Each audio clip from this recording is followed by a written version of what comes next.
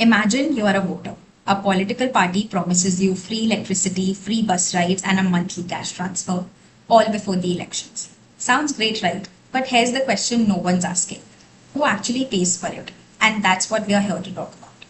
Hi, I'm Vanshika Gupta, and I'm going to talk about the freebie culture in India.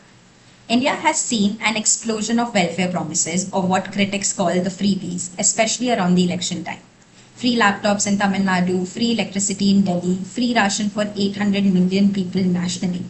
Now, all of this is bad. Welfare spending is legitimate policy. But the concern is when these promises are made not on the basis of economic need or fiscal capacity, but purely to win votes. Prime Minister called it a bravery culture, but the Supreme Court called it a serious economic problem. So what's actually going on? Here's where it gets serious.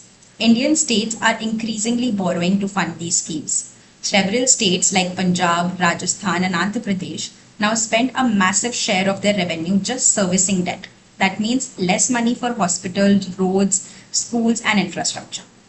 The RBI has flagged that some states are in a debt trap. When governments spend money on freebies, they're essentially borrowing from the future, from our generation, from your generation.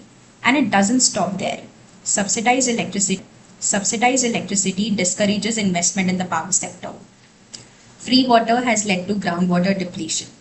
Think of it this way: a government that gives away free power instead of fixing the power grid is choosing applause today over electricity tomorrow.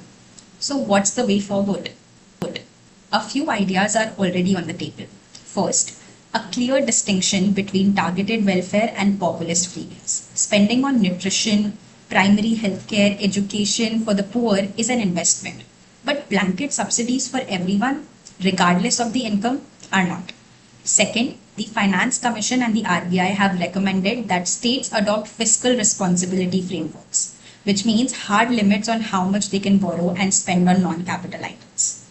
Third, some economists advocate for direct benefit transfers, which means giving cash directly to the poor instead of in-kind subsidies, which are harder to monitor and easier to misuse. And finally, there's a political solution. Voters need to ask harder questions. A party's election manifesto should come with a fiscal cost estimate, something the Election Commission is already being asked to mandate.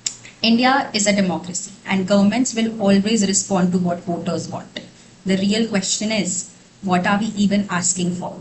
Free electricity today or reliable electricity for the next 30 years?